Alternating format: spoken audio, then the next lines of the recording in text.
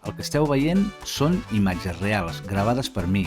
Són imatges del viatge que vaig fer a Cuba i, encara que sembli mentida, és l'interior d'un hotel prestigiós de l'Havana. Aquest, el Trip Havana Libre, de la companyia Meliá. Aquest hotel de fora sembla normal, amb unes habitacions àmplies, unes vistes espectaculars, amb un hall maquíssim, un bufet modern i una recepció com cal. Hi ha més imatges com les del principi, però això només és una part d'un viatge en el que també em vaig trobar amb un huracà.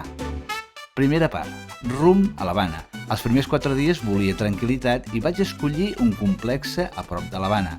Precisament aquí, el que es coneix com les platges de l'Est o Playas del Este, molt tranquil. Poca gent, habitacions amples i una platja privada. Perfecte per parelles que vulguin descansar o persones que volen relax total. Un hotel molt recomanable amb tot inclòs. Vaig escollir estar-hi 4 dies i el 5è dia desplaçar-me cap a l'Havana, a l'hotel Trip Havana Libre, al centre del conegut com El Vedado. El dia del trasllat no pintava bé, ja que estàvem a punt de rebre un ciclón i vaig demanar marxar a primera hora, per no trobar-me amb el túnel d'entrada a l'Havana col·lapsat. Pero no hay una alternativa al túnel. No, no. De aquí tenemos que morirnos aquí. Gràcies a Déu estava lliure i vaig continuar el viatge amb l'amenaça d'un huracà que estava a punt d'arribar. Vaig anar a l'hotel situat a l'Havana un dia abans que arribés l'huracà. Un hotel de renom i que em donava seguretat per afrontar el cicló. Em vaig registrar i em vaig instal·lar. L'habitació era gran i amb vistes espectaculars. Seguidament, el que vaig fer és canviar euros per pesos cubans. Si algun dia voleu anar a Cuba, ho heu de saber. El pes cubà es pot aconseguir de diverses maneres. A la recepció de l'hotel, a lo que diuen una KDK o al banc. En tots aquests llocs ho paguen molt malament.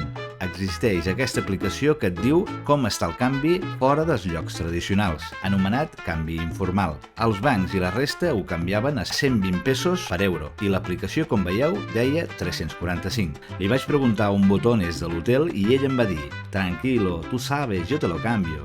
I regatejant me'ls va canviar a 320, tot una ganga. Fet el canvi, vaig estar tombant per la zona. Vaig fer una cervesa i vaig sopar tot esperant l'huracà de l'endemà que estava previst per al migdia. Em vaig aixecar per esmorzar i, com veieu, ja estaven tapant les vidrieres. El director de l'hotel ens va reunir a tots a una sala i ens va informar del que hauríem de fer. Prohibit anar a l'habitació fins que hagués passat la tempesta.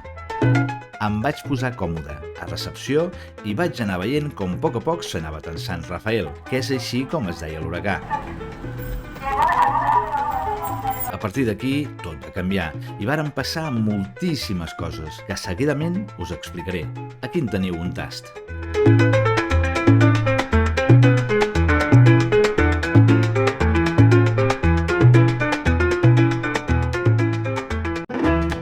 I l'huracà va arribar. El vent bufava per darrere de l'hotel, per lo que vaig tenir la possibilitat de gravar tot el que passava per davant. Nosaltres vam ser espectadors de primera línia del que estava passant. Va anar de menys a més. Hi va haver gent que es va atrevir a sortir. Va durar unes 7 hores i va fer bastant de mal. A l'hotel es van inundar algunes habitacions. L'endemà vaig sortir a gravar els efectes de l'huracà. Cuba sencera es va quedar sense llum, i no un dia, sinó 3. A l'hotel disposava del que deien planta, que és llum a través d'un generador, però, és clar, era electricitat per coses bàsiques, per lo que a les habitacions no hi havia ni aire condicionat ni aigua calenta, i de 6 ascensors només en funcionava un i a vegades 2. No es podia anar enlloc perquè, al no haver-hi electricitat, estava tot absolutament tancat. Més d'un dia el generador col·lapsava i ens quedàvem sense llum a l'hotel, per lo que hi va haver gent que es va quedar atrapada a l'ascensor, encara que poca estona, màxim 15 minuts. Vaig haver de baixar 3 vegades a peu del pis 19. Hi va haver un dia que l'ascensor es va parar al pis 14 i quan es van obrir les portes vaig veure una cosa molt rara. A la planta no hi havia llum, el terra estava molt brut i amb plaques de guix damunt de l'alfombra. Un dia, dels que vaig haver de baixar a peu, em va picar la curiositat. Vaig entrar al pis 14. I, sorpresa, portes d'accés a les habitacions tancades i tot molt abandonat i en mal estat. Vaig baixar al pis 13, al 12, al 10, fins al 8 i estaven tots igual, increïble. A l'arribar al 7 estava tot inundat i no de l'huracà. Escolteu.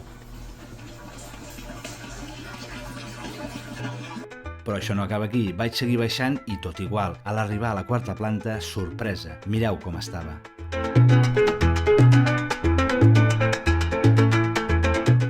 Al tercer pis tot tornava a estar normal.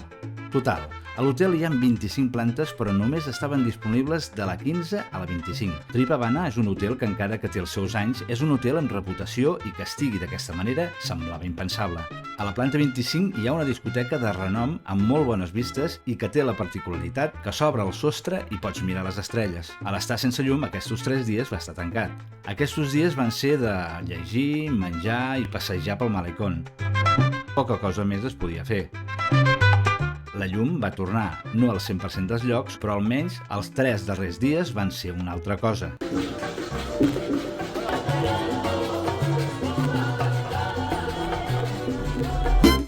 Actualment, Cuba està patint una greu crisi econòmica que afecta directament la vida quotidiana dels seus habitants. Aquesta situació es deu principalment a 3 factors. Les sancions dels Estats Units, la crisi de Venezuela. Aquest país sud-americà, principal proveïdor de petroli de Cuba, ha reduït dràsticament els enviaments de cru, agreujant la manca de combustible. A més, els problemes interns que té l'Estat. Degut a l'escassetat de combustible, per racionar-lo, el govern ha establert dies específics per l'abastiment de cada vehicle i una quantitat màxima de litres per persona. Això provoca cues de quilòmetres a les gasolineres.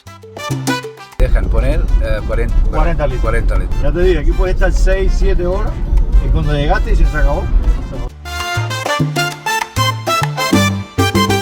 Al no haver-hi prou combustible, els camions de la brossa no poden operar amb normalitat, fent que els contenidors desbordin i els carrers s'omplin de deixalles. A més, a les botigues estatals, els productes de primera necessitat es distribueixen mitjançant una cartella de racionament, però com que l'oferta és insuficient, es formen grans cues i molts aliments desapareixen ràpidament. I la pregunta és, això afecta el turista? Curiosament, aquesta crisi afecta principalment la població local, però no tant els turistes, que continuen tenint accés a serveis i productes que escassegen pels cubans. En el tema de seguretat, així com antigament no hi havia cap problema per anar pel carrer sol per la nit, en aquests moments no es pot dir el mateix. Hi ha cert perill. No obstant això, en els últims anys s'han produït alguns canvis positius. Ara els cubans poden passejar i interactuar lliurement amb els turistes i se'ls ha permès obrir petits negocis privats com restaurants i hostals, cosa que abans estava prohibida. Tot i aquests avenços, la situació econòmica i social continua sent molt complicada per la majoria de la població cubana. Aquí us deixo unes imatges dels 3 darrers dies de viatge que, gràcies a un senyor cubà que em va fer de guia, van ser esplèndids.